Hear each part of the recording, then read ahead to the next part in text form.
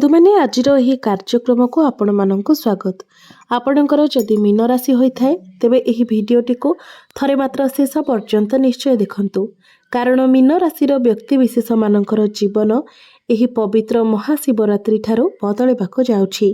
कारण ग्रह नक्षत्र मानकर चलन रे एक बहुत बड़ परिवर्तन हेबाक जाउछि, जहा फल आपणक जीवन रे चलीथिबा समस्त दुख कष्ट एवं समस्यार अंत हेबाक जाउछि एवं पुणी थरे आपणक जीवन को खुशी फेरिबाक जाउछि। सूर्य एवं शनि निजर राशि परिवर्तन करबाक जाउछंती, जहा द्वारा आपणक जीवन रे एक बड़ परिवर्तन हेबाक जाउछि। तेबे एही पवित्र महाशिवरात्रि ठारू आपणक जीवन रे चालुथिबा समस्त दुख कष्टर अंत हेबाक जाउछि। पुनर्बार आपणक जीवन को खुशी फेरिबाक जाउछि।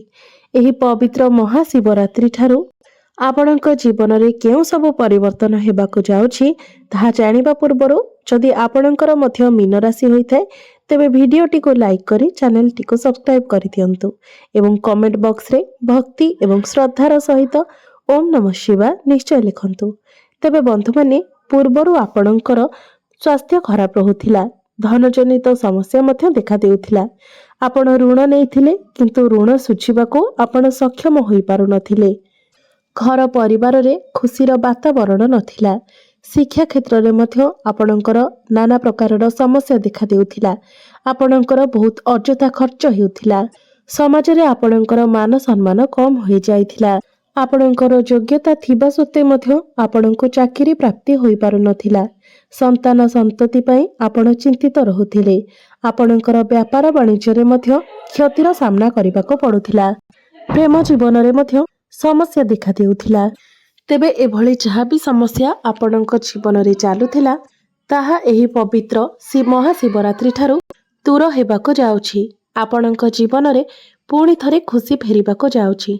आपणक जीवन रे पुणी थरे नूतन सूर्योदय हेबाको जाउछि। बंधु माने शुक्र हेउछंती धन धान्यर कारक ग्रह।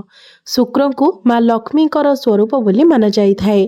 तेबे शुक्र आपणकर प्रथम भाव में बहुत मजबूत स्थिति रे अछंती।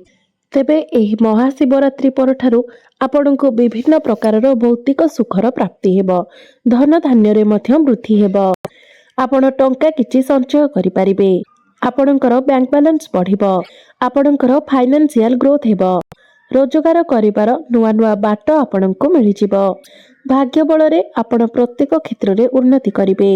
तेबे आपणकर राशिर अधिपति देवगुरु बृहस्पति जेतु आपणकर तृतीय भाव में विराजमान अछंती, तेणु आपणकर किछि छोट मोट स्वास्थ्य जनित समस्या देखा देबो, डाइजेशन रे प्रॉब्लम देखा देबो, तेणु आपण निजर खाद्य पेय प्रति यत्नशील हेबा उचित। एहा व्यतीत कोनोसी गंभीर समस्या आपणक स्वास्थ्य रे देखा देबो नाही। विद्यार्थी मानक पई मध्य महाशिवरात्रि परे समय बहुत भल रहिबो, कारण आपणकर पंचम भावर अधिपति हेउछंती चंद्रमा, जे कि प्रति 2 दिन रे निजर राशि परिवर्तन करिथांती।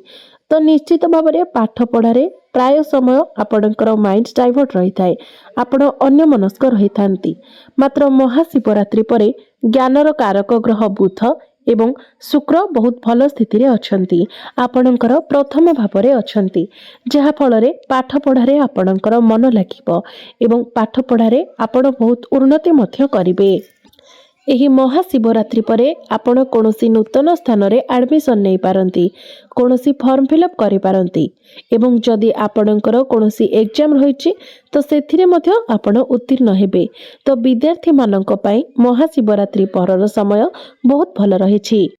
जो माने प्रेम जीवन रे अछंती सेमानक पई मध्य महाशिवरात्रि परर समय बहुत भल रहिबो। तेबे पंचम भावटी मध्य होइथाय आपणकर प्रेम जीवनर भाव एवं जेहेतु आपणकर पंचम भावर अधिपति चंद्रमा अटंती, सेथिपाई आपण जहांक सहित रिलेशन अछंती आपण लक्ष्य करिथिबे जे तांको भितरे सब बेले चंचलता रही थाए, तांकर मन सब बेले डाइवर्ट रही थाए, एने तेने दौड़ु थाए। जेहेतु आपणकर पंचम भावर अधिपति चंद्रमा अटंती, तेणु आपणक पार्टनरक मध्यरे एई सब स्वभाव देखिबाकू मिली थाए। तेबे किंतु महाशिवरात्रि परे आपणक पई समय बहुत भल रहिबो। ଆପଣଙ୍କ ମଧ୍ୟରେ ଭଲ ପାଇବା ରହିବ। ମାତ୍ର 29 ମାର୍ଚ୍ଚକୁ ଯେହେତୁ ଶନି ଆପଣଙ୍କର ପ୍ରଥମ ଭାବକୁ ଚାଲି ଆସିବେ ତ ଆପଣ ଟିକେ ଜିଦ୍ଦି ସ୍ୱଭାବର ହୋଇପାରନ୍ତି। ବାସ୍ ଏଇସବୁ କଥା ପ୍ରତି ଟିକେ ଆପଣ ଧ୍ୟାନ ରଖିବେ, ନଚେତ୍ ଆପଣଙ୍କର ପ୍ରେମ ଜୀବନ ବହୁତ ଭଲ ରହିଛି। ଆପଣଙ୍କର ବୈବାହିକ ଜୀବନ ମଧ୍ୟ ଏହି ପବିତ୍ର ମହାଶିବରାତ୍ରି ପରେ ବହୁତ ଭଲ ରହିବ, କାରଣ ଆପଣଙ୍କ ସପ୍ତମ ଭାବର ଅଧିପତି ବୁଧ ଆପଣଙ୍କର ପ୍ରଥମ ଭାବରେ ବିରାଜମାନ ଅଛନ୍ତି। ବୁଧଙ୍କର ସିଧାସଳଖ ଦୃଷ୍ଟି ସପ୍ତମ ଭାବ ଉପରେ ପଡ଼ୁଛି। ଶୁକ୍ରଙ୍କର ଦୃଷ୍ଟି ମଧ୍ୟ ସପ୍ତମ ଭାବ ଉପରେ ପଡ଼ୁଛି, ଯାହାଫଳରେ ଆପଣଙ୍କର ବୈବାହିକ ଜୀବନ ବହୁତ ଭଲ ରହିବ। ମାତ୍ର ଆପଣଙ୍କର ସପ୍ତମ ଭାବରେ ଯେହେତୁ କେତୁ ବିରାଜମାନ ଅଛନ୍ତି ତ ଆପଣଙ୍କ ମଧ୍ୟରେ ଯେତେ ଠିକ୍ ଠାକ୍ ରହିଲେ ମଧ୍ୟ କିଛି ନା କିଛି କଥାକୁ ନେଇକି ଆପଣଙ୍କ ମଧ୍ୟରେ ଅସନ୍ତୁଷ୍ଟି ଦେଖାଦେବ। ତେବେ 18 ମଇ 2025 ପର୍ଯ୍ୟନ୍ତ କେତୁ ଆପଣଙ୍କର ସପ୍ତମ ଭାବରେ ରହିବେ ଏବଂ ଯେତେବେଳେ କେତୁ ଆପଣଙ୍କର ସପ୍ତମ ଭାବରୁ ବାହାରିଯିବେ ଅର୍ଥାତ୍ 18 ମଇ 2025 ଠାରୁ ଆପଣଙ୍କର ବୈବାହିକ ଜୀବନରେ ଆପଣ ସୁଧାର ଦେଖିବାକୁ ପାଇବେ। ଆପଣଙ୍କର ଯାହା ବି କିଛି ଅଳ୍ପ କିଛି ବି ଆପଣଙ୍କ ମଧ୍ୟରେ ଅସନ୍ତୁଷ୍ଟି ରହିଛି ସେସବୁ ଆପଣଙ୍କର ଦୂର ହୋଇଯିବ। ଏହି ପବିତ୍ର ମହାଶିବରାତ୍ରି ପରେ ଆପଣଙ୍କର ଭାଗ୍ୟ ମଧ୍ୟ ବହୁତ ଭଲ ରହିବ, କାରଣ ଆପଣଙ୍କର ଭାଗ୍ୟ ଭାବର ଅଧିପତି ମଙ୍ଗଳ ଆପଣଙ୍କର ଚତୁର୍ଥ ଭାବରେ ବିରାଜମାନ ଅଛନ୍ତି। ଚତୁର୍ଥ ଭାବଟି ହୋଇଥାଏ ସମସ୍ତ ପ୍ରକାରର ଭୌତିକ ସୁଖର ଭାବ ଏବଂ ମାଙ୍କର ଭାବ। ଏହା ବ୍ୟତୀତ ଭାଗ୍ୟର କାରକ ଗ୍ରହ ଦେବଗୁରୁ ବୃହସ୍ପତିଙ୍କର ଦୃଷ୍ଟି ମଧ୍ୟ ଆପଣଙ୍କର ନବମ ଭାବ ଉପରେ ରହୁଛି, ଯାହାଫଳରେ ନିଶ୍ଚିତ ଭାବରେ ଆପଣଙ୍କୁ ସମ୍ପୂର୍ଣ୍ଣ ରୂପରେ ଆପଣଙ୍କ ଭାଗ୍ୟର ସାଥ ମିଳିବ। ତ ଆପଣ ଯଦି କିଛି ଇନଭେଷ୍ଟମେଣ୍ଟ କରିବା ପାଇଁ ଚାହୁଁଛନ୍ତି, ସେୟାର ମାର୍କେଟରେ ହେଉ, ଟ୍ରେଡିଂରେ ହେଉ କିମ୍ବା ଷ୍ଟକ୍ ମାର୍କେଟରେ ହେଉ, ସେସବୁରେ ଆପଣଙ୍କୁ ଶୁଭ ଫଳ ପ୍ରାପ୍ତି ହେବ, ଆପଣ ଲାଭାନ୍ୱିତ ହେବେ। ଏହା ବ୍ୟତୀତ ଯଦି ଆପଣ କୌଣସି ଶୁଭ ମାଙ୍ଗଳିକ କାର୍ଯ୍ୟର ଆୟୋଜନ କରିବା ପାଇଁ ଚାହୁଁଛନ୍ତି ତ ସେଥିପାଇଁ ମଧ୍ୟ ସମୟ ଆପଣଙ୍କ ପାଇଁ ବହୁତ ଭଲ ରହିବ। ଏହି ମହାଶିବରାତ୍ରି ପରେ ଆପଣ କୌଣସି ଶୁଭ ମାଙ୍ଗଳିକ କାର୍ଯ୍ୟର ଆୟୋଜନ କରିପାରନ୍ତି, କୌଣସି ନୂତନ କାର୍ଯ୍ୟର ମଧ୍ୟ ଆରମ୍ଭ କରିପାରନ୍ତି। କ୍ୟାରିୟର ମଧ୍ୟ ଏହି ମହାଶିବରାତ୍ରି ପରେ ଆପଣଙ୍କର ବହୁତ ଭଲ ରହିବ, କାରଣ ବୁଧ ଏବଂ ଶୁକ୍ର ଆପଣଙ୍କର ପ୍ରଥମ ଭାବରେ ବିରାଜମାନ ଅଛନ୍ତି, ଯାହାଫଳରେ ଆପଣଙ୍କର ମାଇଣ୍ଡ ବହୁତ ସାର୍ପ ରହିବ। ଆପଣ ନିଜ କାମରେ ଫୋକସ୍ କରିପାରିବେ।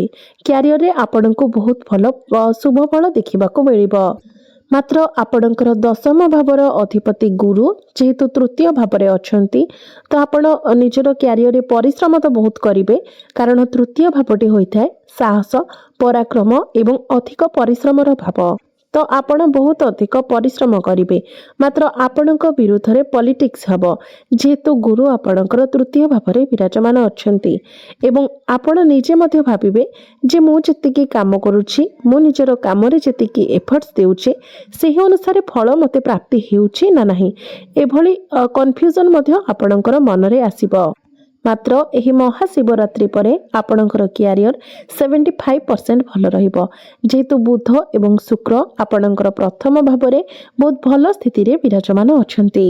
ଏବଂ ଯେଉଁମାନଙ୍କ ନିକଟରେ କୌଣସି ଚାକିରି ବାକିରି ନାହିଁ, ଆପଣ ଚାକିରି ପାଇଁ ନିଜର ଚେଷ୍ଟା ଜାରି ରଖିଛନ୍ତି ତ 15 ମାର୍ଚ୍ଚ ପରେ ଆପଣଙ୍କୁ ଚାକିରି ମିଳିବାର ମଧ୍ୟ ବହୁତ ଅଧିକ ସମ୍ଭାବନା ରହୁଛି। ସେଥିପାଇଁ ଆପଣ ନିଜର ଚେଷ୍ଟା ଜାରି ରଖନ୍ତୁ। ବ୍ୟାପାର ବାଣିଜ୍ୟ ଆପଣଙ୍କର ମହାଶିବରାତ୍ରି ପରେ ବହୁତ ଭଲ ରହିବ। ବ୍ୟାପାର ବାଣିଜ୍ୟରେ ଆପଣ ଉନ୍ନତି କରିବେ। ନୂତନ ବିଜନେସ୍ ମଧ୍ୟ ଆପଣ ଷ୍ଟାର୍ଟ କରିପାରନ୍ତି। ଆପଣଙ୍କର ଡେଲି ଇନକମ୍ ବଢ଼ିବ।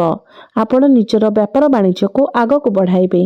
ବ୍ୟାପାର ବାଣିଜ୍ୟରେ ଆପଣଙ୍କର ଉନ୍ନତି ହେବ ଏବଂ ଆପଣଙ୍କୁ ଲାଭ ମଧ୍ୟ ପ୍ରାପ୍ତି ହେବ। ତେବେ ବନ୍ଧୁମାନେ ଅଧିକ ଶୁଭତ୍ୱ ପ୍ରାପ୍ତି କରିବା ପାଇଁ ଏବଂ ଯାହା ବି କିଛି ଅଶୁଭତ୍ୱ ରହିଛି ସେସବୁକୁ ଖଣ୍ଡନ କରିବା ପାଇଁ ଆପଣ ପ୍ରତ୍ୟେକ ଦିନ ଶନିଙ୍କର ବୀଜ ମନ୍ତ୍ର 108 ଥର ଜପ କରନ୍ତୁ, କାରଣ ଆପଣଙ୍କର ରାଶିରେ ଶନି 7.5 ଚାଲିଛି। ସେଥିପାଇଁ ପ୍ରତ୍ୟେକ ଦିନ ଆପଣ ଶନିଙ୍କର ବୀଜ ମନ୍ତ୍ର 108 ଥର ଜପ କରନ୍ତୁ। ପ୍ରତ୍ୟେକ ଦିନ ସନ୍ଧ୍ୟା ସମୟରେ ଆପଣ ହନୁମାନ ଚାଳିଶାର ପାଠ କରନ୍ତୁ ଏବଂ ପ୍ରତ୍ୟେକ ଦିନ ଆପଣ ଉଦିତ ସୂର୍ଯ୍ୟଙ୍କୁ ତମ୍ବା ପାତ୍ରରେ ଜଳାର୍ଘ୍ୟ ମଧ୍ୟ ଅର୍ପଣ କରନ୍ତୁ ଏବଂ ପ୍ରତ୍ୟେକ ଦିନ ଓମ୍ ନମଃ ଶିବାୟ ମନ୍ତ୍ରର ମଧ୍ୟ 108 ଥର ଜପ କରନ୍ତୁ। ତେବେ ବନ୍ଧୁମାନେ ଆପଣଙ୍କର ଜୀବନ ମଙ୍ଗଳମୟ ହେଉ, ଏହା ହିଁ ଈଶ୍ୱରଙ୍କ ନିକଟରେ ମୋର ପ୍ରାର୍ଥନା। ଧନ୍ୟବାଦ।